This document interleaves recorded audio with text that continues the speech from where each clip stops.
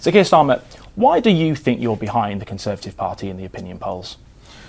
The argument I've been making this morning is about the future and the decisions that we have to make. Obviously, we've been living through a pandemic, and I took over as a Labour Party leader 10 months ago. But the argument I'm making today is about the future and the fork in the road, and the essential question of whether we go back to a system which had baked in insecurity and inequality, or whether we go forward to a better future. So I'm making the argument about the future.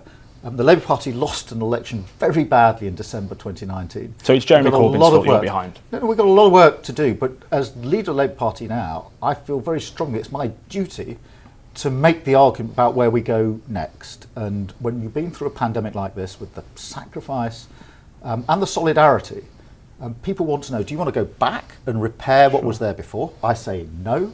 Or do you want to go forward to a better, more secure future? And that's the argument I've been making this morning. You must be worried, though. I mean, at this stage in his leadership cycle, Tony Blair was 10 to 20 points ahead of the government. You are behind the government in the polls. What's going wrong? Well, look, a year ago, we were in the leadership race for leadership of the Labour Party.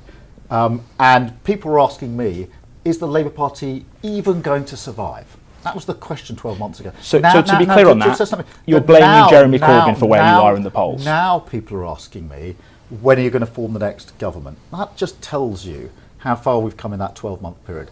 I've never shied away from the argument. This is a 4-year rebuild programme. But as I say, a year ago I was being asked, is the Labour Party going to survive? Now I'm being challenged as to when are you going to win an election and form a government. That shows progress, and I'm pleased about that. And today is part of that, which is being honest about the decision we've got to make about where we go over the next decade. Isn't the problem with your argument that the government's done a bad job in so many areas is that it actually reflects pretty badly on you, that you can't even beat them in the opinion polls? Well, look, the pandemic is a difficulty for any government.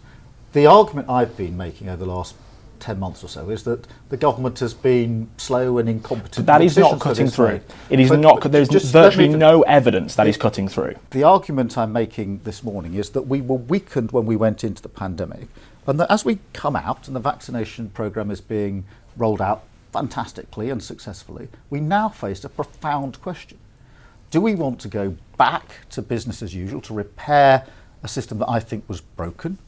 Or do we want to go forward to something which is better, more secure, and where people have more hope that we can deal with inequality, and setting out how an active state and businesses can work together on that project? So it's the fundamental question that we've got to face into this budget and actually into the next general election. I want to play something. We went to Lee this morning, a seat Labour held for many years, lost at the last election. We asked voters what they think of you and what you've done so far. This is what they had to say about your leadership so far. He's actually quite a weak personality, and I don't think he's as strong as he made out to be in what his beliefs are. I'm not really a fan of how they seem to put lots of negativity across and yet don't seem to have a solution. Andy Burnham, I think he is perfect. I think he's hardworking, I think he's honest, and I think he could really do the job. I still vote for Grundy, yeah. I mean, my dad would really turn his grave for you, because he works in the pits. So there's a former Labour voter who voted Tory and will vote Tory again. I mean, what do you make of that? Was a fair reflection of what we found, Sir Keir? Well, Andy Burnham will be happy about that, there's no doubt about that. But look, we lost really badly in 2019. I went to Lee just a week after the election in December 2019 to talk to communities there, to talk to people on the ground, and there is no doubt that people who had voted Labour for many years are not voting Labour anymore. And in Lee, we need to persuade them to vote Labour again. You're not doing enough. You accept you're not doing enough. What I said in my conference speech in Doncaster in September was, Labour is under new leadership. Take another look. But I've never pretended that this was a 1-year exercise. It's a 4-year exercise, and I'm very pleased that people are now, you're challenging me now about whether we're going to form the next government. I want that challenge. I'm up for that challenge. This morning's speech is part of answering the question, where do we go next as a country? On free school meals, the country's had Marcus Rashford. On vaccines, we had Tony Blair's argument that more should get the first dose. Andy Burnham was making that argument in the north of England. What's Sir Keir Starmer changed? Well, we challenged the government through the pandemic. What have you changed? On many. Well, let me give you just 2 or 3 examples of that. In the autumn, when we saw the sage advice, we said, and I went out with a press conference saying, we need to go down into a lockdown much quicker. The Prime Minister poo-pooed that, said, I'm not shutting down the economy. This is a ridiculous idea. 3 weeks later, he did it. Same happened with the Christmas mixing. I stood up and said, this is not a good idea. This is contrary to the evidence. The Prime Minister said, you just want to cancel Christmas. 5 days later, he U-turned.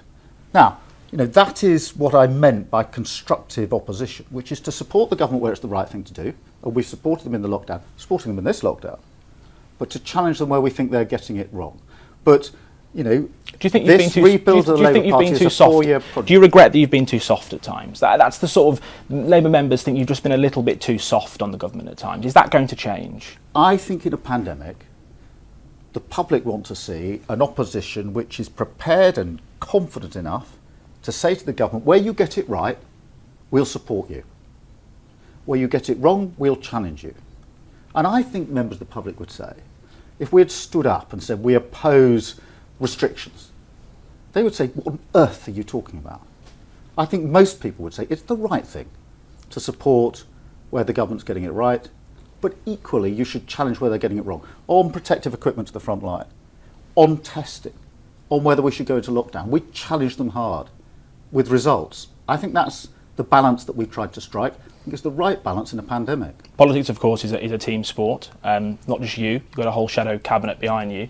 Given things aren't going particularly great, would you consider reshuffling your team this year? Look, I've got a really talented shadow cabinet that are on this rebuild work with me. There's nothing they want more than to get out there and make the argument. We've been working in a pandemic where we can't get out because of restrictions. I've got a really good team. So you're ruling out a reshuffle this year? I've got a really good team, and they want to get out there and make the argument. The sooner they can, the better. So you're not ruling out a reshuffle this year, changing that team? I have got a really good team in place. They are rearing to get out there and to make the argument, as am I.